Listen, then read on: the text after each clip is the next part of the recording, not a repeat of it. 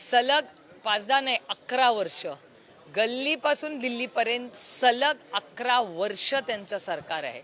माझा प्रश्न असा त्यांना आहे की आपल्याला आठवत असेल की 2018 साली माननीय मुख्यमंत्र्यांचं एक भाषण आहे असेंब्लीमध्ये केलेलं आहे, ज्याच्यात त्यांनी सविस्तर आरक्षणाची मागणी आणि कसं आरक्षण द्यायचं हेही ते त्या भाषणात बोलले. तो व्हिडिओ मी तर पाहिलाच काल, बऱ्याच लोकांनी मला पाठवला, तो माध्यमांनी पाहिला असेल. आज ते सत्तेमध्ये आहेत. त्याच्यामुळे माझी विनम्र विनंती आदरणीय माननीय मुख्यमंत्री आणि त्यांच्या दोन्ही उपमुख्यमंत्र्यांना आहे की जे सोल्युशन 2018 मध्ये माननीय देवेंद्रजींनी जे असेंब्लीमध्ये मांडलं त्याची अंमलबजावणी त्यांनी करावी. मुख्यमंत्री एकनाथ शिंदे जे आहेत त्यांच्याकडून शरद पवारांवर एक प्रतिप्रश्न केलेला आहे की काँग्रेसच्या सत्तेमध्ये असताना पवारांनी ही आरक्षण मर्यादा का वाढवली नाही. एकनाथ शिंदेने पहिल्या आरक्षण आंदोलनाचं श्रेय घेतलं, आंदोलन मिटवलं, आरक्षण दिलं असं म्हटलं. तेच एकनाथ शिंदे आता शरद पवारांनी का दिलं नाही असा प्रश्न विचारला. ही लोकशाही आहे, त्याच्यामुळे प्रत्येकाला बोलायचा अधिकार आहे. गंमत मला एवढीच गोष्टीची वाटते की आज या सगळ्याचा केंद्रबिंदू हे सत्तेमध्ये ज्यांचे 250 आमदार आणि 300 खासदार आहेत, म्हणजे जे काही निर्णय प्रक्रिया आज आहे ती सगळी महायुतीच आहे ना, त्यांची महायुतीकडेच आहे आणि अपेक्षा सगळी शरद पवारांकडून आहे. ही गंमत आहे. म्हणजे मला ह्याचा अर्थ सत्तेमधल्या लोकांनीही मान्य केलं पाहिजे की 250 त्यांचे आमदार असले तरी जेव्हा मार्ग निघायचा असतो त्यांना शरद पवारच लागतात. जरांगे पाटलांनी आजपासून पाणी टॅक्स सुद्धा केले. आंदोलन ना आता सरकारच्या आणि जरांगे पाटलांच्या सुद्धा हाताच्या बाहेर चालले, कारण आता आंदोलनकर्ते जे आहेत ना शेअर मार्केटच्या बिल्डिंग मध्ये घुसलेत, शेअर बाजारात रोडवरती. हाताच्या बाहेर मी कधीच म्हणणार नाही. हे जबाबदार कोण आहे ह्याला जबाबदार आत्ताचं तत्कालीन सरकार आहे. सरकारला जरांगे पाटलांनी अनेक महिन्यापूर्वी त्यांना कालावधी दिला होता. असं नाही आहे की आज अनाऊन्स केलं आणि लगेच ते पोचलेले. आंदोलन होणार हे सगळ्यांना अनेक महिने माहिती होतं. काय परिस्थिती आहे अभ्यासासाठी वेळ दिला होता. आणि माझं म्हणणं आहे चर्चा करा. मी कालही तिथे गेले तेव्हा म्हणले होते आणि मी वारंवार महाराष्ट्राच्या माननीय मुख्यमंत्री आणि दोन्ही उपमुख्यमंत्र्यांना अतिशय विनम्रपणे विनंती करते, पुन्हा एकदा आज करते, पुन्हा मी त्यांना हीच मागणी करते की सर्वपक्षीय बैठक बोलवा, सगळ्यांची चर्चा करा आणि जर हा निर्णय घ्यायचा असेल तर कॅबिनेट नोट ते काल बनवू शकत होते. 3 दिवस वाया घालवायची गरजच नव्हती. कॅबिनेट नोट बनवा, अर्जंट कॅबिनेट मीटिंग बोलवा, कॅबिनेटमध्ये ते पास करा, असेंब्ली बोलवा, असेंब्लीमध्ये 24 तासात पास करून टाका चर्चा करून. अडचण काय, प्रॉब्लेम काय आणि काय जो काय मार्ग आहे माननीय मुख्यमंत्र्यांनी विरोधी पक्ष नेता असताना मार्ग काढलाच होता.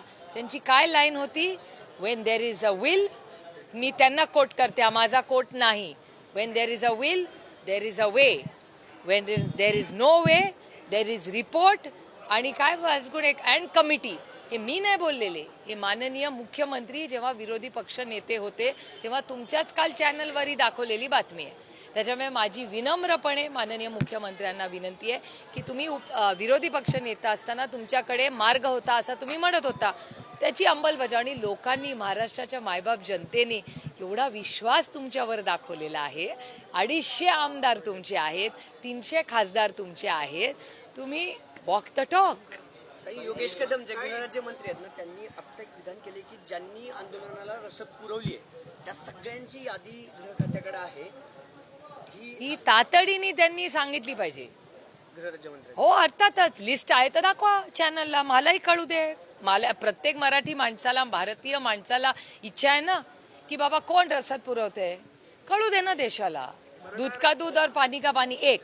आणि दुसरी गोष्ट की ह्या देशामध्ये आंदोलन करायचा अधिकार भारतरत्न डॉक्टर बाबासाहेब आंबेडकरांनी संविधानात सगळ्यांनाच दिलेला आहे.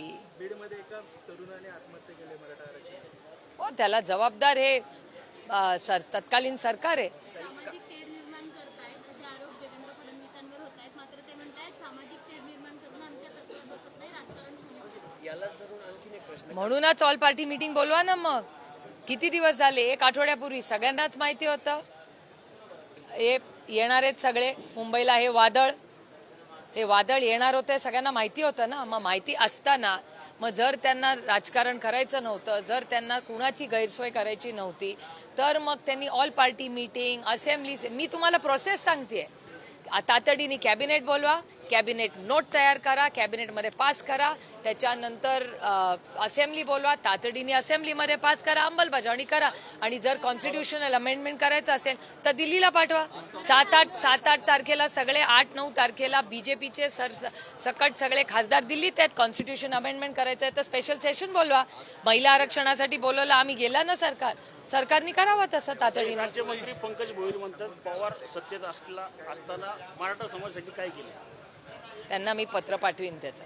कदाचित त्यांचं अभ्यासात कुठेतरी कदाचित कमी पडलं. ग्रह सबसेल फेल ठरले असं वाटतं का सगळ्या? नाही, नुसतं ग्रह खातं कटलं, सरकार फेल ठरलंय. नुसतं एकांना टार्गेट करून होणार नाही.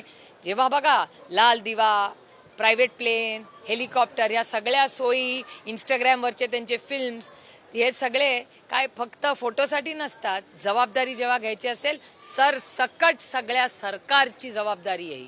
महिला पत्रकारांना असू देत किंवा बाकी पत्रकारांना त्रास दिला जातोय, त्यांचा ओढाताण होते त्यांची. काही महिलांचे काल कपडे देखील फाडण्यात आले होते आणि जरांगे पाटलांना त्यांनी लेटर देखील दिले की आमच्यासोबत असे येतात म्हणजे आंदोलकांना आवरा. माझे 2 ह्याचे भाग आहेत. एक तर मला वाटतं जरांगे पाटलांनी कालच त्याच्यावर स्टेटमेंट केलेलं आहे, पहिला मुद्दा. दुसरा मुद्दा की महाराष्ट्राचं सरकार लॉ अँड ऑर्डर करते काय, हा पण प्रश्न येतोच ना.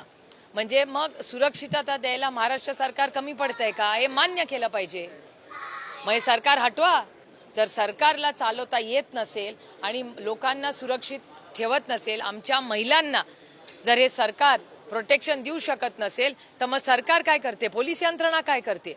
पोलीस यंत्रणा आहे ना, सगळ्या बिचाऱ्या आमच्या पोलिसांच्या पण सगळ्या सुट्ट्या सरकारने केल्या पाहिजे. मग ओनरशिप घेतली पाहिजे होम मिनिस्ट्रीने.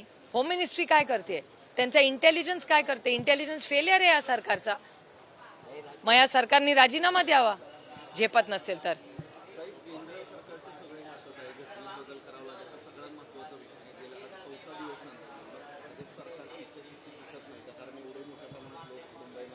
देवेंद्रजी काय म्हणाले होते, if there is a will there is a way, if there is no way there is commission, there is discussion and there is committee. आता काय चाललंय, जे देवेंद्रजी 2018 मध्ये बोलले तेच आज होत आहे ना. तोच व्हिडिओ तुम्ही काढून बघा. महायुती सरकारमध्ये म्हणजे एकनाथ शिंदे दरेगावला जातात, उपमुख्यमंत्री अजित पवार पुण्यात बसतात, मुख्यमंत्री मंत्रालयात बसतात. एवढा मोठा जमाव आहे. त्या जमाव आक्रमक होईल म्हणून कुठल्याच मंत्र्याची हिंमत नाही होत का जरांगेंशी चर्चा करण्याची, कारण कमिटी का पाठवली असं सुद्धा जरांगे. आता तुम्ही बघा ना, काल मी गेले, काल संध्याकाळी. माझ्यानंतर आतापर्यंत कोण गेले तिथे, कोण गेलंय का माझ्यानंतर. मी काल तिथून निघाले 2:30-3ला. 3 आता गिरी वाजले 11. सरकारच्या तर्फे कोणीतरी गेलंय का तिकडे, का नाही कोणी गेलेलं. पोलीस यंत्रणा का नाही तिथे गेलेली. पोलीस यंत्रणा काय करते, सरकार काय करते. अहो मंत्रालयाच्या दारापर्यंत तिथे सगळा गोंधळ पाहायला मिळाला. आता आंदोलकांचा आंदोलन करणं अधिकार आहे. हा अधिकार भारतरत्न डॉक्टर बाबासाहेब आंबेडकरांनी आपल्याला सगळ्यांना दिलेला आहे.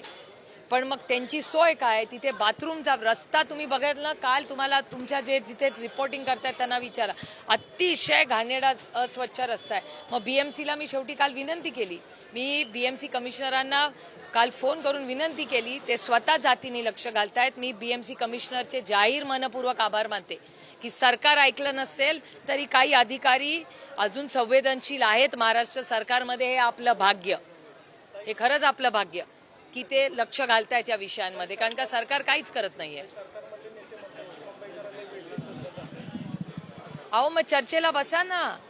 किती दिवस झाले, का नाही महाराष्ट्र सरकारमधलं कोणी आंदोलकांशी बोलत आहे डायरेक्टली. कोणीतरी गेलं पाहिजे, पाठवा ना.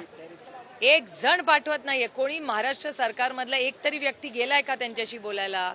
सत्तेमधले 2-4 आमदार गेले, मला वाटतं सळुंकीजी गेले, त्यांना मी पाहिलं गेलेलं. आणि नाही सत्तेमधले सोळंकीजी गेले आणि 1-2 आमदार गेले. सुरेश दास गेले, ते ना मला माहिती. मध्यस्थीसाठी जाणार असल्याच्या देखील चर्चा आहेत ताई. कारण भाजपच्या नेत्या मंत्र्यांनी पवारसाहेबांना साकडे घातले की तुम्ही ज्येष्ठ आहात, तुम्ही जाणते आहात, तुम्ही मनोज जरांगेंची समजूत करा, सगळं समजावून सांगितलं. असे काही आहे पवारसाहेब जाणार? मला नाही माहिती बाबा. हे तुम्हाला त्यांना ज्या बीजेपीच्या नेत्यांनी तुम्हाला सांगितलं ना त्यालाच विचार आहे. एकीकडे मराठा आंदोलन सुरू असताना ओबीसी आक्रमक झालं, त्यांचं म्हणणं आहे की आमचीही त्या आरक्षणाच्या बाबतीत हे महाराष्ट्र सरकारचं फेलियर आहेच ना, कारण का महाराष्ट्र सरकार कुणाशी चर्चाच करत नाहीये. भुजबळ साहेबांनाही आज उतरावं लागतंच आहे ना. भुजबळ साहेब यांना का उतरावं लागतंय? कारण का भुजबळ साहेब सरकारमध्येच आहेत, पण त्यांना हे दुर्दैव आहे की इतक्या ज्येष्ठ मोठ्या नेत्याला आज न्यायासाठी उतरावं लागतंय भुजबळ साहेबांना, कारण का सरकार कुणाचंच ऐकत नाहीये. हे दुर्दैव आहे, पूर्ण फेलियर आहे महाराष्ट्र सरकारचं. एकीकडे गणपतीचा एवढा उत्सव चाललाय, त्याच्यात केंद्राचे होम मिनिस्टर आले होते, एवढं मोठं आंदोलन चाललंय. प्रशासन काय करतंय महाराष्ट्र सरकारचं?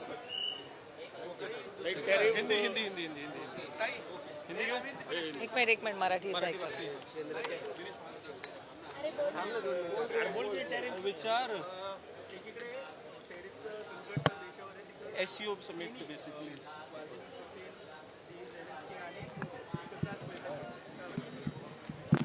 ज्या पंडित जवाहरलाल नेहरूंना ना ह्याच भारतीय जनता पक्ष आणि ह्याच नेत्यांनी जी नावं ठेवली ना, त्याचा थोडासा इतिहास पहा.